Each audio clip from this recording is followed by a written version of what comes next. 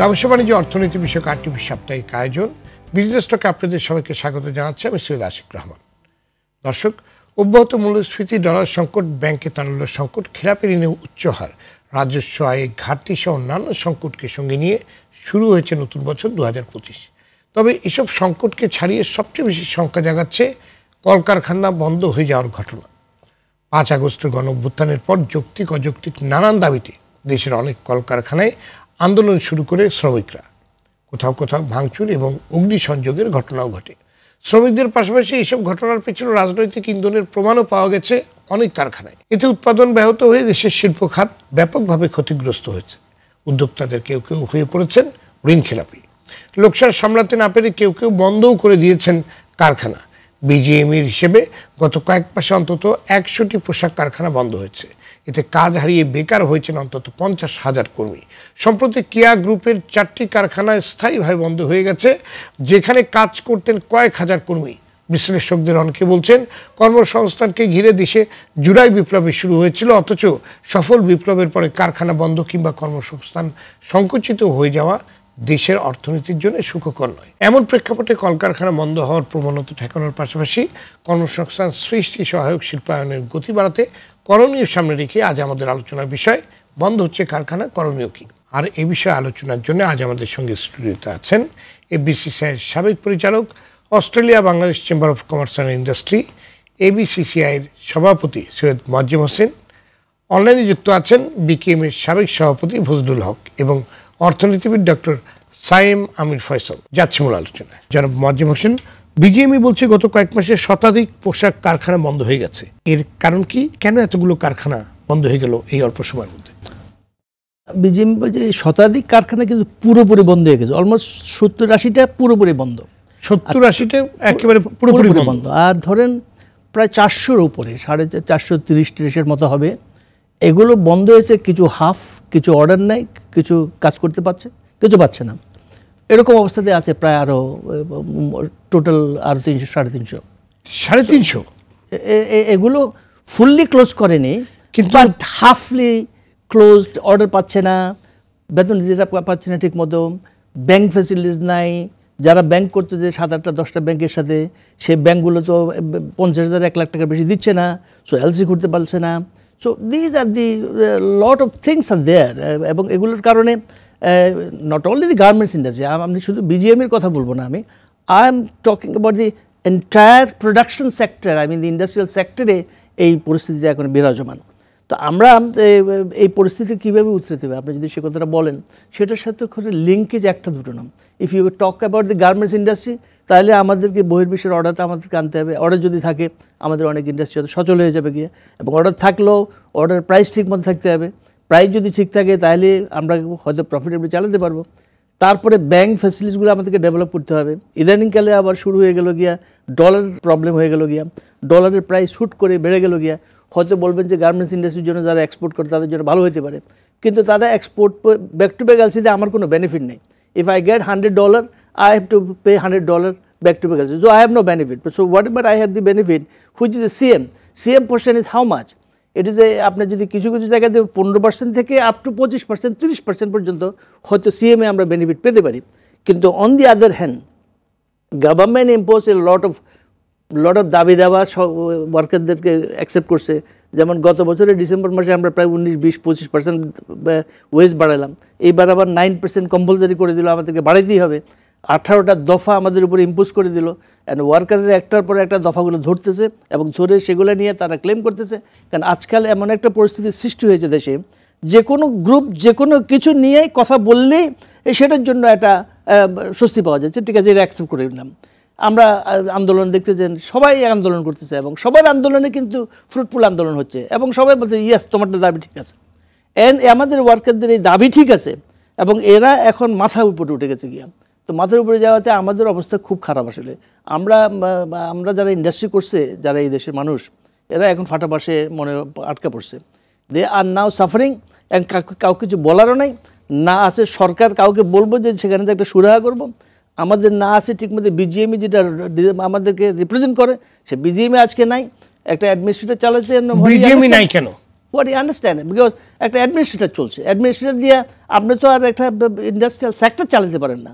Administrator দিয়ে আমি অ্যাডমিনিস্ট্রেশনের secretary বসে কাজ করতে পারেন। আমরা এফবিসিসিআই নাই, যার মাধ্যমে যে আমরা সরকারের কাজে তদবির করবো, সে এফবিসিসিআই আজকে একজন অ্যাডমিনিস্ট্রেটরের হাতে চলে গেছে। চিটাগং চেম্বার, আপনি চিটাগংয়ের রিজিয়নটা দেখে চিটাগং চেম্বার অ্যাডমিনিস্ট্রেটরের হাতে চলে গেছে।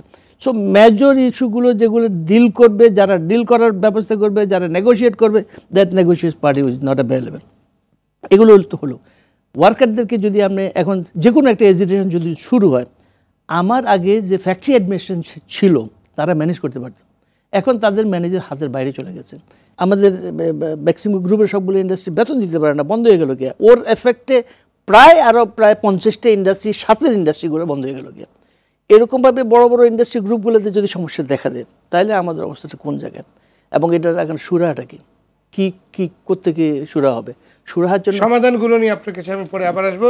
ডক্টর সাইম আমির ফয়সাল, সৈয়দ মজিম হোসেন যেটা বলছিলেন 70-80টা বড় শিল্প কারখানা বন্ধ হয়ে গেছে, 350-র মতো কারখানা প্রায় বন্ধ হয়ে যাওয়ার উপক্রম, তাহলে তো কয়েক লাখ কর্মীর কর্মসংস্থান ঝুঁকিতে পড়েছে। এভাবে কলকারখানা বন্ধ হয়ে যাওয়ায় কি ধরনের অভিঘাত পড়ছে কর্মসংস্থান ও দেশের সার্বিক অর্থনীতিতে? জি, ধন্যবাদ আমাকে আমন্ত্রণ জানাবার জন্য। আমাদের সম্মানিত সহযোগীদের আমার শুভেচ্ছা, এবং দর্শক শ্রোতা যারা সংযুক্ত হয়েছেন সকলের উদ্দেশ্যে আমার সালাম। বর্তমানে বাংলাদেশের অর্থনীতি আপনারা জানেন যে বিগত 2 বছর না খালি আমি বলবো যে কোভিড পরবর্তীকালীন সময় থেকে বাংলাদেশের 5টি বছর বাংলাদেশের অর্থনীতি একটি ভয়ঙ্কর একটি সংকটাপন্ন একটি অবস্থান দিয়ে আমরা পেরিয়ে বর্তমানে আমাদের 2024 সাল পার করে আমরা 2025 সালে আমরা অনুপ্রবেশ করেছি। কিন্তু একটা দিক মনে রাখতে হবে, বর্তমানে বাংলাদেশে একটি ত্রিমুখী একটি সংকট রয়েছে। আপনার উচ্চ মূল্যস্ফীতির পাশাপাশি, যেটা লাগাম একদম নিয়ন্ত্রণের বাইরেই বর্তমানে রয়েছে, এর উপরে আপনার উচ্চ সুদের হার, যেখানে আমাদের ক্ষুদ্র মাঝারি শিল্পের সাথে সম্পৃক্ত এমনও ব্যবসা এবং বড় বড় শিল্প বাণিজ্যের সাথে সম্পৃক্ত বড় বড় ব্যবসায়ীরা পর্যন্ত আজকে তাদের মাসিক কিস্তি দিতে হিমশিম খেয়ে যাচ্ছে। আপনি 14-16% যদি সুদের হার রাখেন, মেজরিটি ব্যবসায়ীরা কিন্তু আপনার আলটিমেটলি কিন্তু ব্যাংক্রাপসির দিকে যাবে। বাংলাদেশের সুদের অলমোস্ট দ্বিগুণ হয়ে গেছে। আপনি যদি বাংলাদেশের সুদের হার 9% থেকে, যেটা আজকে বর্তমানে 14-16% রয়েছে, সেটা যদি আপনি 40%ও করেন, এই যে অবৈধ মজুতদারকারী যারা রয়েছে, অবৈধ মধ্যস্থতাকারী যারা রয়েছে, তাদের কালো হাত এবং এই সিন্ডিকেটের অবৈধ কালো হাত যদি আপনি না নিয়ন্ত্রণ করতে না পারেন, আপনার মূল্যস্ফীতি কোনোভাবেই এখানে স্বস্তির দাগে এসে পৌঁছাবে না। আর তৃতীয় যে সংকট রয়েছে, আপনার টাকার মান ক্রমবর্ধমান ভাবে ডলারের বিপরীতে আপনার পতন ঘটে যাচ্ছে। এই বছরও আমরা দেখলাম যে 12-13% পতন হয়েছে, এবং এভাবে যদি পতন ঘটতে থাকে, আপনার ভবিষ্যতে কিন্তু আপনার আমদানি বিল, যে বিশেষ করে নিত্য প্রয়োজনীয় পণ্য যেগুলো আমরা আমদানি নির্ভরশীল, যেগুলো আমাদের আমদানি করতে হয়, সেগুলো যদি আপনি মিটাতে না পারেন, আপনার কাঁচামালের যদি আপনার খরচ যদি আপনি মিটাতে না পারেন, স্বাভাবিকভাবে কিন্তু আপনার রিটেল প্রাইস গুলো এখানে উচ্চ মূল্যস্ফীতির সংকটে পড়ে যাবে, এবং সেটাই কিন্তু হচ্ছে। আর ন্যূনতম মজুরির ব্যাপারে আমার একটা কথা বলতে হয়, যদি আপনি মূল্যস্ফীতি নিয়ন্ত্রণ না করতে পারেন, অতীতে যেটা মজুরি 8,000 টাকা ছিল, তারপরে 12,000 টাকা, এখন দাবি রয়েছে যে 25,000 টাকা, ভবিষ্যতে 50,000 টাকাও দাবি উঠতে পারে। আপনি যদি ন্যূনতম মজুরি 1 লক্ষ টাকা করেনও, তারপরও যদি আপনি মূল্যস্ফীতি নিয়ন্ত্রণ না করতে পারেন, তাহলে কিন্তু আমরা ইউর at a crossroads, এবং আলটিমেটলি কিন্তু আপনার মূল্যস্ফীতি নিয়ন্ত্রণ না করতে পারলে ন্যূনতম মজুরি 1 লাখ টাকা হলেও কিন্তু আপনি কিন্তু অর্থনীতিটাকে, আপনার নিত্য প্রয়োজনীয় পণ্যের দাম কিন্তু সাধারণ জনসাধারণের কাছে, শ্রমিকদের কাছে কিন্তু নাগালের বাইরেও কিন্তু শেষমেশ কিন্তু রয়ে যাবে। আপনার প্রোডাকশন ক্যাপাসিটি বাড়াতে হবে, আপনার সরাসরি কৃষক থেকে ভোক্তার কাছে পণ্য পৌঁছে দেওয়ার জন্য একটি ব্যবস্থা করতে হবে, একটি বিকল্প বাজার ব্যবস্থা আপনার নির্মাণ করতে হবে। আজকে বর্তমানে একজন আন্তর্জাতিক এবং দেশীয় বিনিয়োগকারী কি দেখতে চায়? সুদের হারের স্থিতিশীলতা এবং আপনার সিঙ্গেল ডিজিট লোন মানে লেন্ডিং ইন্টারেস্ট রেট, তার পাশাপাশি মূল্যস্ফীতি নিয়ন্ত্রিত, এবং সে চায় আইনের শাসন, law and order security, property rights এর সিকিউরিটি। আজকে যেই হারে বাংলাদেশে ছিনতাই হচ্ছে, আজকে শ্রমিকদের বর্তমানে যে অসন্তোষের কারণ আছে সেটা আমি স্বীকৃতি দিচ্ছি, কিন্তু বাস্তবতা হচ্ছে আপনি ন্যূনতম মজুরি বাড়িয়ে দিলে এই ব্যবসাগুলো যদি দেউলিয়া হয়ে যায়, ভবিষ্যতে আপনার যদি 10 লাখ 20 লাখ মানুষ বেকারত্বের হাহাকারে ভুগে, আবার কিন্তু একটি রাজনৈতিক সংকট বাংলাদেশে বিরাজ করবে। এমন একটি অস্বাভাবিক পরিস্থিতিতে, যেখানে আসলে আমাদের ভ্যাট ট্যাক্স সবকিছু দেওয়ার পরে ন্যূনতম মজুরি বৃদ্ধি করার ফলশ্রুতিতে শেষমেশ যখন ব্যবসায়ীরা কোনো পুঁজি ধারণ করতে না রাখতে পারছে, যখন তাদের নেট মার্জিন থাকছে না, এমন একটি সংকটপূর্ণ অবস্থানে আমার দৃষ্টিভঙ্গিতে আপনি যদি আইনের শাসন নিশ্চিত না করতে পারেন, পলিটিক্যাল অর্ডার যদি এবং ল অ্যান্ড অর্ডার যদি আপনি নিশ্চিত করতে না পারেন, তাহলে কিন্তু বাংলাদেশে ভবিষ্যতে আন্তর্জাতিক বিনিয়োগকারী তো দূরের কথা, বাংলাদেশের ব্যবসায়ীরা কিন্তু ভবিষ্যতে আপনার বিনিয়োগ বৃদ্ধি কিন্তু করবে না, এবং তারই কিন্তু ফলশ্রুতি বর্তমানে আমি দেখতে পাচ্ছি। এখন আমরা অতীতের সরকারের আমরা জানি যে ব্যাংকিং সেক্টর থেকে দুর্নীতি হয়েছে, টেন্ডার বাণিজ্য থেকে ভয়ঙ্কর ভাবে দুর্নীতি করেছে, এটা কেউ অস্বীকার করছে না। কিন্তু অতীতের পাপ আপনি যদি পাপের মাপকাঠি যদি আপনি গুনতে থাকেন, বর্তমানে কিন্তু আমাদের সোয়াব বৃদ্ধি হবে না। তো আমাদের দেখতে হবে অবশ্যই যে বর্তমানে আমরা কি করে আইনের শাসন আমরা সঠিকভাবে প্রতিষ্ঠিত করতে পারি, মূল্যস্ফীতি নিয়ন্ত্রণ করার জন্য সরাসরি কৃষক থেকে ভোক্তার কাছে কি করে পণ্য সরবরাহ করা যায়, এবং একই সাথে জেলা পর্যায়ে উপজেলা পর্যায়ে আমাদের চাহিদা অনুযায়ী কি করে আমাদের উৎপাদন সক্ষমতা বৃদ্ধি করা যায়। তাছাড়া মূল্যস্ফীতি যদি নিয়ন্ত্রণ না হয়, ন্যূনতম মজুরি ভবিষ্যতে যেটা 25,000 টাকার দাবি উঠেছে সেটা 50,000 টাকা হয়, ভবিষ্যতে 1 লক্ষ টাকা লাভ হবে না। তারপরও নিত্য প্রয়োজনীয় পণ্য সাধারণ মানুষের নাগালের বাইরে থাকবে। এটা হচ্ছে একদম চিরতরে বাস্তবতা। ধন্যবাদ আপনাকে জনাব ফজলুল হক। যেসব কলকারখানা বন্ধ হয়েছে সেগুলো বন্ধ হয়ে যাওয়া কি ঠেকানো যেত না? ধন্যবাদ। এটা আসলে খুবই কঠিন প্রশ্ন, ঠেকানো যেত কিনা, কিন্তু হয়তো যেত, কারণ এগুলো মানে এই পরিবর্তিত পরিস্থিতির কারণে বন্ধ হয়েছে শুধু ব্যাপারটা তাই না, এটা এক ধরনের মানে ঘটনা প্রবাহ মানে আগের সরকারের আমল থেকেই এসেছে।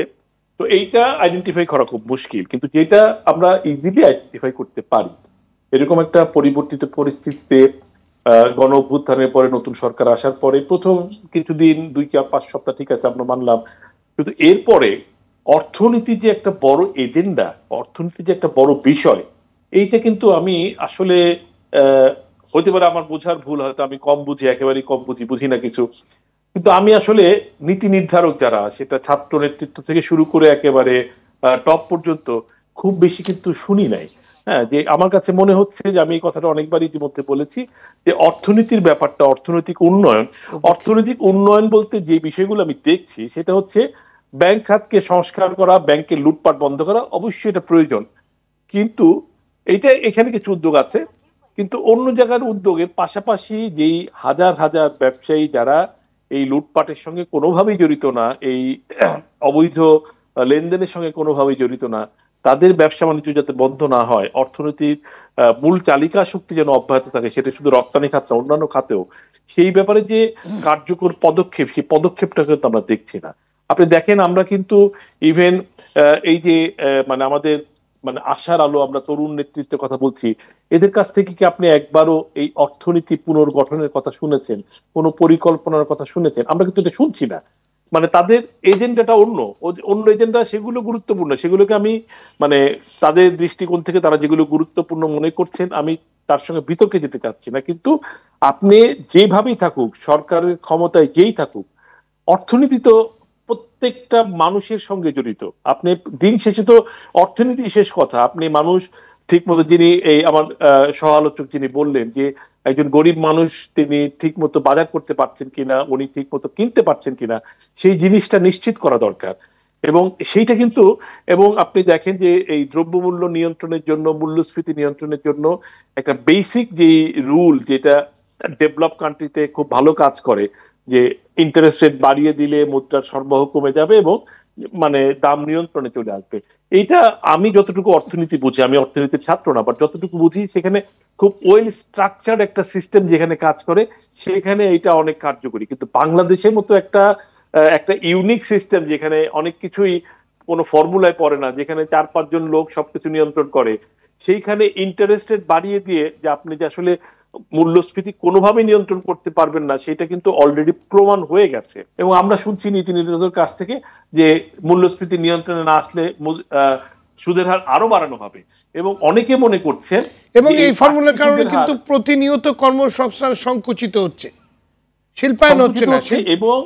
এবং যেটা আমার সহালোচক বলেছেন যে একদিকে ডলারের দাম বৃদ্ধি, অন্যদিকে বাড়তি ইন্টারেস্ট রেট, এইটাও কি মূল্যস্ফীতির, অনেকেই মনে করেন, আমি 2-1 জন অর্থনীতিবিদের সঙ্গে কথা বলেছি, অনেকে মনে করেন এই বাড়তি ইন্টারেস্ট রেট আপনাকে মূল্যস্ফীতি আরো বাড়িয়ে দিচ্ছে, মানে এটাকে কস্ট ইনফ্লেশনের দিকে নিয়ে যাচ্ছে। ফলে মূল্য, মানে যিনি ইম্পোর্ট করছেন উনি তো ডলারের বাড়তি দাম দিয়ে ডলার কিনছেন, এবং উনি যে ব্যাংক থেকে লোন নিচ্ছেন সেটার বাড়তি ইন্টারেস্ট ওনাকে গুনতে হচ্ছে, এবং সবকিছু তো উনি ওনার কস্টিং এ ফেলছেন। তো উনি যখন পণ্য বিক্রি করছেন তখন উনি বাড়তি দামে বিক্রি করছেন, আমাদেরকে বাড়তি দামে কিনতে হচ্ছে, এইটা একটা দিক।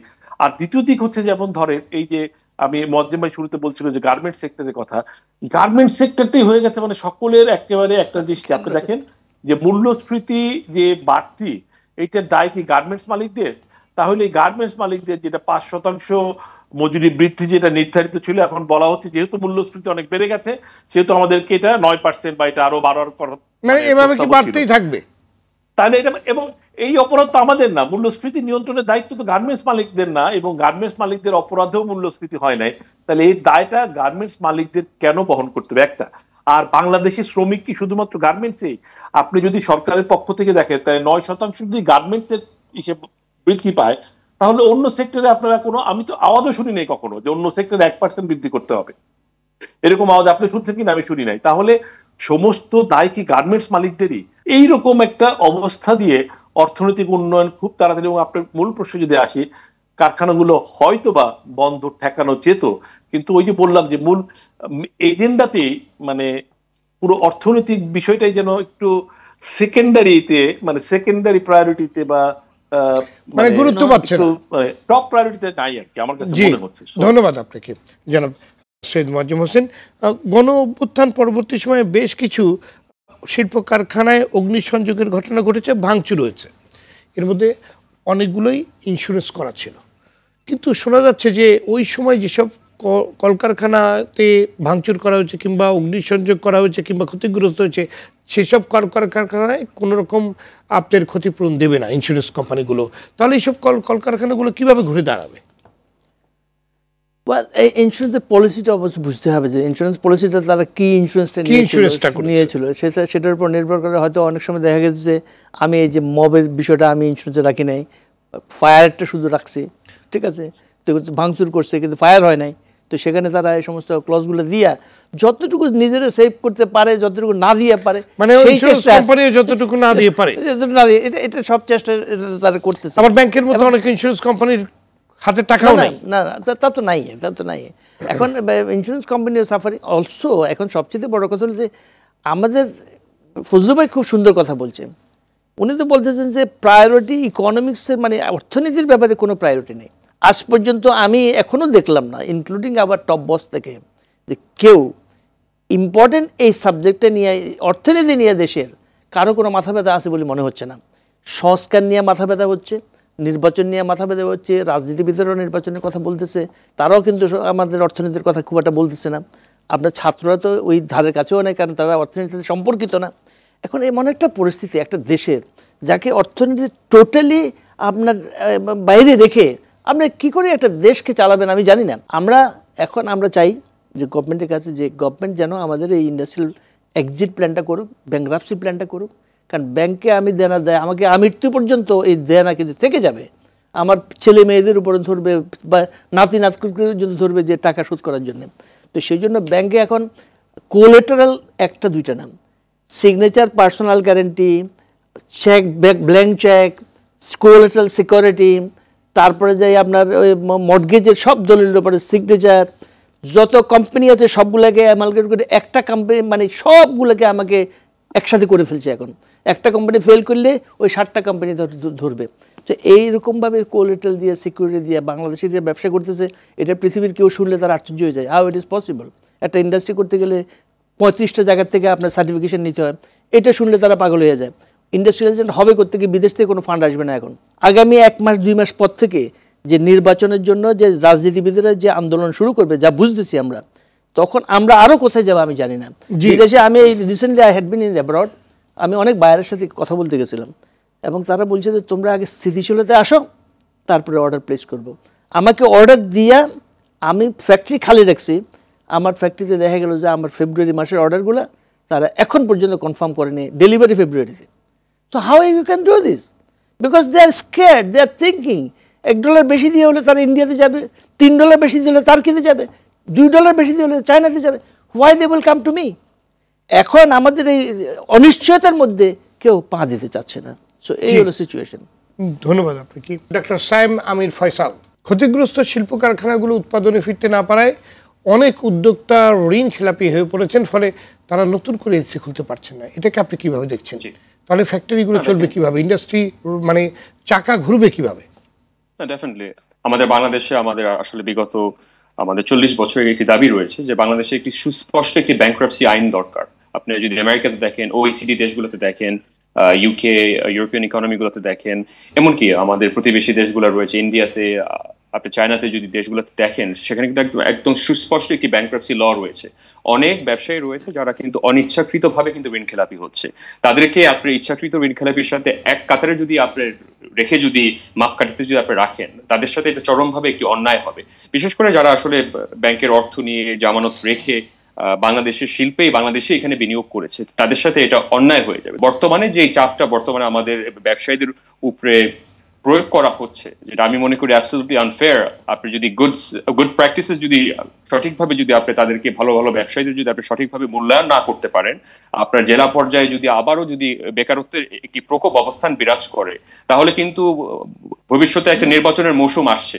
এবং আপনারা জানবেন যে বাংলাদেশে আমাদের যে বর্তমানে যে বিভাজনের যে রাজনীতি বর্তমানে বাংলাদেশে বিরাজ করছে, যারা পরাজিত তারা কিন্তু অবশ্যই তারা চেষ্টা করবে এখানে বাংলাদেশের অর্থনীতিটাকে অস্থিতিশীল করতে। অতীতে আমরা দেখেছি, বর্তমানেও দেখছি, ভবিষ্যতে আমরা দেখবো, এটা অ্যাবসলিউটলি উইদাউট ডাউট। কিন্তু বলির পাঠা কিন্তু হবে কিন্তু আমাদের সাধারণ মানুষ। এবং জি, তো আমাদের সর্বপ্রথম এক্সচেঞ্জ রেট স্টেবিলিটিটা আপনার নিশ্চিত করতে হবে, আপনার মূল্যস্ফীতি নিয়ন্ত্রণ করতে হবে, এবং আপনার পলিটিক্যাল স্টেবিলিটি দিতে হবে, আইনের শাসন আপনার প্রতিষ্ঠিত করতে হবে। তা না হলে বাংলাদেশে আপনার বিনিয়োগ সংকোচন হবে, ব্যাপক বেকারত্ব সৃষ্টি হবে, আরো একটি ভয়ঙ্কর একটি রাজনৈতিক সংকটে পড়ার আমি একটি আশঙ্কা করছি। ধন্যবাদ আপনাকে জনাব ফজলুল হক। জনাব ফজলুল হক, বিরতির পূর্বে যে প্রশ্নটি আপনার কাছে ছিল যে রাষ্ট্রের পক্ষ থেকে কিংবা ব্যাংক থেকে ক্ষতিগ্রস্ত শিল্প কারখানাগুলো কতটুকু সহযোগিতা পাচ্ছে? ধন্যবাদ। আমি মনে হয় এই প্রশ্নের অনেক আংশিক উত্তর আমার আগের বক্তব্যে দিয়েছি যে ক্ষতিগ্রস্ত কারখানার দিকে তাদেরকে পুনর্বাসন করা বা তারা পুনরায় চালু হতে পারে, এই ব্যাপারে সরকারের পক্ষ থেকে বা ব্যাংকের পক্ষ থেকে আদৌ দৃশ্যমান কোনো পদক্ষেপ আছে কিনা এই ব্যাপারে আমার যথেষ্ট সন্দেহ আছে। এবং একটা ইম্পর্টেন্ট কথা বলতে চাই যে তরুণরা নেতৃত্বে এগিয়ে এসেছে, খুবই আশার কথা। তরুণ এবং বৃদ্ধের মাঝামাঝি একটা জায়গায় আছি আমরা, তরুণদেরকে দেখে আমরা উৎসাহিত যে তারা হয়তো আমাদেরকে নতুন পথ দেখাবে। কিন্তু একটা জিনিস দেখেন, এই তরুণী বাংলাদেশে প্রতি বছর 20 লক্ষ তরুণ মানে কর্মবাজারে বা শ্রমবাজারে প্রবেশ করছেন, তাদের চাকরি দরকার। এবং সরকারের যে মুডটা আমরা এখন দেখছি, আমাদের সঙ্গে যিনি সহ আলোচক আছেন উনি আরো ভালো বলতে পারবেন, বাট আমি যতটুকু বুঝি সরকারও কিন্তু তার যে বিভিন্ন রকম আগে বিগত গভর্নমেন্ট যে উন্নয়নের নামে যে অঢেল টাকা পয়সা খরচ করেছে, এই সরকার সেটা করবে না সেই বিষয়ে পরিষ্কার। অর্থাৎ আমি বলতে চাচ্ছি এখানে যে সরকারিভাবে কর্মসংস্থান সৃষ্টিটা যে কিছুটা কমে আসবে সেইটা মোটামুটি ভাবে পরিষ্কার। এবং তার পাশাপাশি যদি প্রাইভেট সেক্টরেরও গ্রোথ যদি আপনি মানে উপেক্ষা করেন, তাহলে এই যে প্রতি বছর 20 লক্ষ তরুণ শ্রমবাজারে যোগ দিবে, তাদেরকে কর্মসংস্থানটা কে করবে? এবং এইটাও কিন্তু আমার মনে হয় যে তরুণ নেতৃত্ব যারা আছেন এখন, যারা যেটা সরকারে আছে এবং সরকারের বাইরে যারা আছেন, তাদের মাথায় জিনিসটা খুব সক্রিয়ভাবে আসা উচিত। এই 20 লক্ষ নতুন, এরা সবাই তরুণ, 25 থেকে 30 বছর বয়সে তারা শ্রমবাজারে ঢুকবেন এবং তাদের চাকরির নিশ্চয়তাটা কই? অর্থনৈতিক উন্নয়ন আমি আরো পরের সামগ্রিক সব মিলিয়ে অর্থনৈতিক উন্নয়ন, তার একটা অংশ হচ্ছে এদের মানে কর্মসংস্থান নিশ্চিত করা। এই জায়গাটাও যদি আমরা ভাবি এবং তরুণ নেতৃত্ব যদি এই জায়গাটার প্রতিও জোর দেয়, তাহলেও আমি মনে করি অর্থনৈতিক স্থবিরতা এবং অর্থনীতির উপরে যে একটু অনীহা বা একটু লেস প্রায়োরিটি, সেই ক্ষেত্রে আমার মনে হয় একটা মানে ভালো সমাধান আসতে পারে, শুধু কর্মসংস্থানের বিষয়টা যদি আমরা সিরিয়াসলি চিন্তা করি। ধন্যবাদ আপনাকে জনাব সৈয়দ গোলাম মোয়াজ্জেম। কর্মসংস্থান ঠিক রাখতে শিল্প কারখানা সচল হওয়া অত্যন্ত জরুরি এবং বন্ধ হয়ে যাওয়ার প্রবণতা যেমন ঠেকানো দরকার, তেমনি নতুন কর্মসংস্থান সৃষ্টিতে শিল্পায়নের গতিও বাড়ানো প্রয়োজন। সেক্ষেত্রে আসলে করণীয় কি, আপনার পরামর্শ কি? গতকালকের আমাদের মাননীয় প্রধান উপদেষ্টা ওনার বক্তব্যে উনি বলছেন, সবাইকে বলছেন উদ্যোক্তা হওয়ার জন্য। তো ভালো প্রস্তাবটা, কিন্তু ভালো, কিন্তু উদ্যোক্তা হওয়ার সম্ভাবনা কিভাবে আছে? উদ্যোক্তা হতে গেলে যে আমাকে তো একটা ব্যবসা বাণিজ্য ধরতে হবে, একটা ইনভেস্টমেন্টের প্রশ্ন আছে। সো ইনভেস্টমেন্ট করতে গেলে সেই ইনভেস্টমেন্টের পয়সাটা দিবে কে? একটা ছাত্র বের হয়ে আসলে তার কাছে কিন্তু উদ্যোক্তা হওয়ার মতো পয়সা নেই। সো উদ্যোক্তা হওয়ার জন্য যে পয়সাটা দেবে সেই পয়সার ব্যবস্থাটা ওনার কাছে নাই। এবং যেই পয়সাটা এখন আবার দিতে চায়, ধরেন আমি ব্যাংকে গেলাম, হয়তো বা কাগজপত্র দেওয়া চেষ্টা করলাম, ইন্টারেস্ট রেট যখন শুনে যে 15% ইন্টারেস্ট রেট, সেই উদ্যোক্তা কীভাবে ইন্টারেস্ট রেট নিয়ে এই ব্যবসাটা করবে বা ব্যবসাটা করে সে সফল হবে? তো এটার কোনো সম্ভাবনা ক্ষীণ। মানে উদ্যোক্তা হওয়ার প্রচেষ্টা থাকতে পারে, কিন্তু উদ্যোক্তা হওয়ার সুযোগগুলো সরকার কিন্তু সেটা ব্যবস্থা করেনি। ইভেন এসএমই সেক্টরেও যদি আপনি খেয়াল করেন, এসএমই সেক্টরে যেই ফান্ড যেটা অ্যালোকেট করার কথা, সেই ফান্ড কিন্তু সরকার আজ পর্যন্ত দিচ্ছে না। এসএমই সেক্টর আমাদের খুবই অবহেলিত এখন, মাত্র 25 থেকে 29% আমাদের টোটাল ইকোনমিতে তারা এখন ইয়ে রাখছেন। আমি মনে করি যে সেখানে তাদের নজর দেওয়া উচিত। তবে আমি সবচেয়ে বড় মনে করি যে ইন্ডাস্ট্রিগুলো বন্ধ হয়ে গেছে, কিন্তু যারা বন্ধ হয় নাই, মরছে, ডেইলি স্লো পয়জনিং মতো আস্তে আস্তে মরে যাচ্ছে, তাদেরকে কীভাবে ঠেকাতে হবে, that is most important. Because আমাদের শ্রম বাজারে আপনি যদি দেখেন যে গার্মেন্টস সেক্টর কেন, ইন্ডাস্ট্রিয়াল সেক্টর যাদেরকে এমপ্লয় করছে সেই এমপ্লয়মেন্টটাও তো ধরে রাখতে হবে আমাদের। আপনি নতুন এমপ্লয়মেন্ট 20 লক্ষকে চাকরি দেওয়ার কথা ভাবতেছেন, কিন্তু আমি মনে করছি যে 20 লক্ষের জায়গাতে আরও 5 লক্ষ অ্যাড হবে যারা আনএমপ্লয়মেন্ট হয়ে যাবে গিয়ে, এখন সেটাও দেখতে হবে। আমাদের এখন উপায়টা কি? উপায়টা হলো যে আমি মনে করি যে সবচেয়ে বড় ইন্ডাস্ট্রিয়াল সেক্টরকে বাঁচানোর জন্য আমাদের ইন্টারেস্ট রেটটা কমাতে হবে, আমাদের ল অ্যান্ড অর্ডার সিচুয়েশনটা ঠিক করতে হবে, ব্যাংক ফ্যাসিলিটিসগুলোকে অবদারিত করতে হবে। কারণ আমি যদি এলসি করতে না পারি, আমি যদি টাকা নিতে পারি, আমি যদি বেতন না দিতে পারি, ব্যাংকে সেই সুযোগ দিতে হবে আমাদেরকে। সেই স্ট্যাবিলিটি আমাদের খুব ইম্পর্টেন্ট। এই দাবি দেওয়াগুলো বন্ধ করতে হবে। সরকার এগুলো দাবি দেওয়া যেভাবে শুরু করছে, ইনফ্লেশনটাকে কমিয়ে আনতে হবে। আর আমাদের রেশনিং সিস্টেম, সব industry, I am not talking only for garments industry, I am talking entire সকল ইন্ডাস্ট্রির জন্য এগুলো সবগুলো দরকার। ইনফ্লেশন তো কমাতেই হবে, র মেটেরিয়ালসের অ্যাভেলেবিলিটি দরকার, এবং সেটা র মেটেরিয়ালস ইম্পোর্ট করতে পারে না, তাহলে আপনি কীভাবে ইন্ডাস্ট্রি চালাবেন? সো এই সমস্ত সেক্টরে যদি, এই সমস্ত খাতগুলোতে আমি মনে করি যে সরকারের নজর দেওয়া উচিত। আমরা ইন্ডাস্ট্রি সেক্টরকে না বাঁচাতে পারলে দেশ বাঁচবে না। সবচেয়ে কষ্টযোগ্য হলো যে শ্রীলঙ্কার মতো একটা দেশ আমাদের পাশে আছে, সেই শ্রীলঙ্কা এরকম একটা পরিস্থিতি থেকে 60% ইনফ্লেশন থেকে 0% ইনফ্লেশনে চলে আসলো, কত তাড়াতাড়ি ঘুরে দাঁড়িয়েছে, এটা সম্ভব হলো? এটা কি আমরা স্টাডি করতে পারি না? 74 ইনফ্লেশন রেট, এই স্টাডিটা আমরা করতে পারি না? আমার তো পাশেরই দেশ, কি করে তারা করতে পারলো, আমি কেন করতে পারবো না? জি ধন্যবাদ। অ্যাড্রেস করতে হবে। জনাব ফজলুল হক, বাংলাদেশে বিনিয়োগের হার প্রায় শূন্যের কোঠায় নেমে গেছে, দেশি বিনিয়োগ হচ্ছে না, বিদেশি বিনিয়োগও প্রত্যাশিত হারে আসছে, এমন বাস্তবতায় করণীয়? ধন্যবাদ।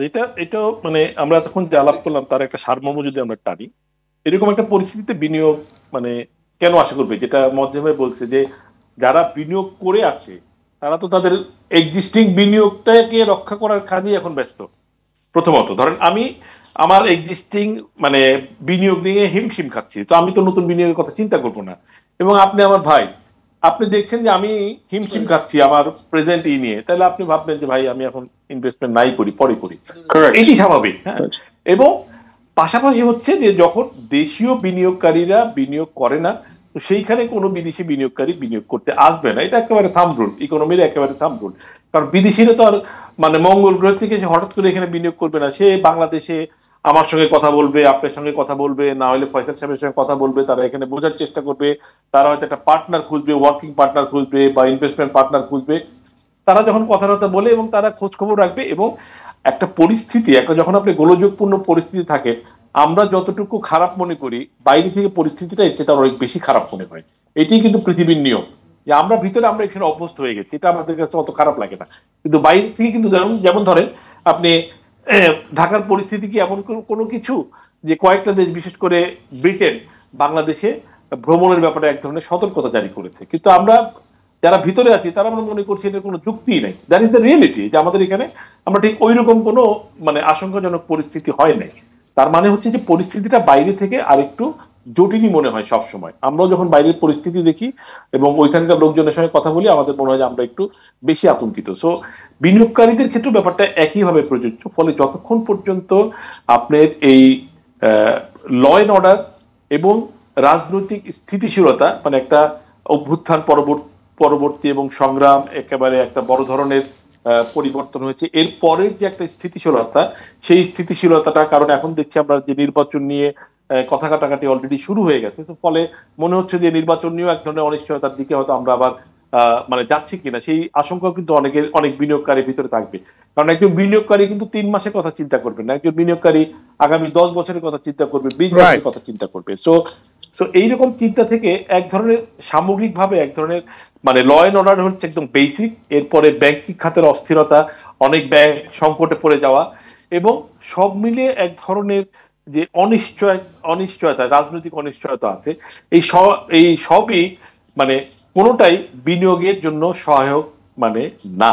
ফলে একান্তই যিনি বাধ্য না হচ্ছেন যে ধরেন আমার একটা ফ্যাক্টরি এইটাকে ঠিক রাখার জন্য আমার একটু বিনিয়োগ করা দরকার, একটা নতুন মেশিন কেনা দরকার, কারণ আমার প্রোডাকশন ঠিক রাখার জন্য, বা একটু নতুন আইটেম চাচ্ছে সেইটার জন্য আমার একটু ডাইভার্সিফিকেশন, এই ধরনের বিনিয়োগ ছাড়া বড় ধরনের কোনো লোকাল বিনিয়োগ এই মুহূর্তে বা অলরেডি এটা হাফ বিনিয়োগ হয়ে গেছে, যে মানে 50% হয়ে গেছে, সেই বিনিয়োগগুলি চলবে।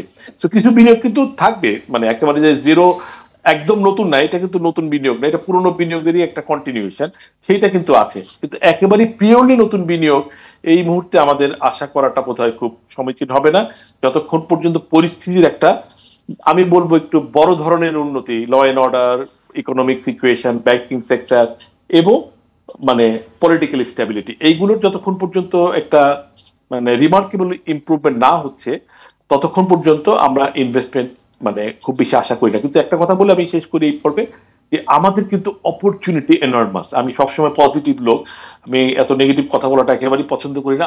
আমাদের সম্ভাবনাটা কিন্তু অসীম, সেটা গার্মেন্ট সেক্টরে বলেন বা অন্য যে কোনো সেক্টরই বলেন, কিন্তু আমরা এই সম্ভাবনাটা ঠিক কাজে লাগাতে পারছি না। আমার দীর্ঘদিনের একটা হতাশা ছিল এবং আমার অনেক আশা ছিল যে একটা নতুন নেতৃত্বে আমরা আমাদের এই সম্ভাবনাটা আরো অনেক বেশি কাজে লাগাতে পারবো, কিন্তু সেইটার কোনো লক্ষণ আমরা এখনো দেখছি না। আমি এখনো হতাশ হই নাই, কিন্তু ঠিক খুব বেশি আশাবাদী হতে পারছি না, ব্যাপারটা এরকম। ধন্যবাদ আপনাকে। আমাদের আলোচনা একেবারে শেষ পর্যায়ে। ডক্টর সাইম আহমেদ ফয়সাল, বিনিয়োগের পরিবেশ এবং ব্যবস্থাপনা নিয়ে দীর্ঘদিন ধরে ব্যবসায়ী বা উদ্যোক্তারা শুধু অভিযোগই জানিয়ে আসছেন, কিন্তু প্রতিকার দেখছি না। কোন কোন জায়গায় সংস্কার আনলে দেশীয় এবং বিদেশি শিল্পায়নে গতি আসবে বলে আপনি মনে করেন? আমি সর্বপ্রথম বলেছি যে বাংলাদেশে কিন্তু একটি অলিগার্ক শ্রেণী অতীতে ছিল, এটা কোনোভাবে আমাদের অস্বীকার করা যাবে না। এবং আমাদের যে বাংলাদেশে যে ওয়েলথ কনসেন্ট্রেশনটা হয়েছে এবং সুনির্দিষ্ট 1%-এর হাতে দেখা গেল যে 80%, 85% ওয়েলথ কনসেন্ট্রেশন হয়েছে, এটা কেউ অস্বীকার করতে পারবে না। বাংলাদেশের টেন্ডার বাণিজ্য থেকে বাংলাদেশের অর্থনীতিকে হরিলুট করা হয়েছে, ব্যাংকিং খাত থেকে হরিলুট করা হয়েছে, এটা কেউ অস্বীকার করছে না। আর আরেকটা কথা আমার বলে শেষ করতে হয়, আপনি যদি আইনের শাসন, আপনি নিরাপত্তা নিশ্চিত না করতে পারেন এবং মূল্যস্ফীতি যদি আপনি নিয়ন্ত্রণ না করতে পারেন, আপনার সুদের হার, আবারও বলছি, যতই আপনি বৃদ্ধি করেন, আপনার কিন্তু মূল্যস্ফীতি কিন্তু নিয়ন্ত্রিত হবে না। তো আমার এখানে সরাসরি কৃষক থেকে ভোক্তার একটি ডাইরেক্ট একটি ডিস্ট্রিবিউশন চ্যানেল আমাদের নির্মাণ করতে হবে। আপনার সুদের হার যাতে ভবিষ্যতে আপনি কমিয়ে আনতে পারেন এবং একই সাথে টাকার মান যদি আপনি ডলারের বিপরীতে স্থিতিশীল রাখতে না পারেন, ভবিষ্যতে বাংলাদেশে বিনিয়োগ আসবে না। আর বিদেশি বিনিয়োগ, যেটা অতীতে আমরা শুনেছি যে আমাদের 7 থেকে 8 বিলিয়ন ডলার ইতিমধ্যেই বাংলাদেশে বিনিয়োগ আসছে, সেই বিনিয়োগ কিন্তু প্রতিশ্রুতির জায়গায় প্রতিশ্রুতি থাকে কিন্তু পড়ে আসবে। তারা একই কথা বলবে যে আমরা অর্থনৈতিক স্থিতিশীলতা চাই, আমরা রাজনৈতিক স্থিতিশীলতা চাই, তাছাড়া আমরা বিনিয়োগের আমরা কোনো পরিবেশ বর্তমানে আমি দেখছি না। ধন্যবাদ আপনাদের সবাইকে আজকে আলোচনায় যোগ দেওয়ার জন্য। দর্শক, যেভাবে কলকারখানা বন্ধ হচ্ছে তাতে চরম ঝুঁকিতে পড়েছে কর্মসংস্থান, সংকটে পড়েছে উৎপাদন ব্যবস্থা। এতে রপ্তানি আয় কমে যাওয়ায় ঝুঁকি যেমন তৈরি হচ্ছে, তেমনি বাড়বে আমদানি নির্ভরতা। এমন পরিস্থিতি থেকে বেরোতে হলে অন্যান্য খাতের সংস্কারের পাশাপাশি আর্থিক খাতকে অগ্রাধিকার তালিকায় আনতে হবে। আইন শৃঙ্খলা পরিস্থিতি দ্রুত ঠিক করতে হবে। কলকারখানা এবং উদ্যোক্তাদের সুরক্ষা নিশ্চিত করতে হবে। ব্যবসায়ীদের জন্য এক্সিট পলিসি থাকতে হবে। ব্যাংকারেপসি বা দেউলিয়া আইন করতে হবে। বিনিয়োগ উৎসাহিত করার পথ খুঁজে বের করতে হবে। মনে রাখতে হবে, প্রতি বছর 20 থেকে 25 লাখ তরুণ জব মার্কেটে প্রবেশ করছে। তাদের কাজের ব্যবস্থা করতে না পারলে সামাজিক আইন শৃঙ্খলা জনিত সহ নানান সংকট তৈরি হতে বাধ্য। দর্শক, আজ পর্যন্তই। সবাই ভালো থাকুন, সুস্থ থাকুন। সঙ্গে থাকার জন্য ধন্যবাদ।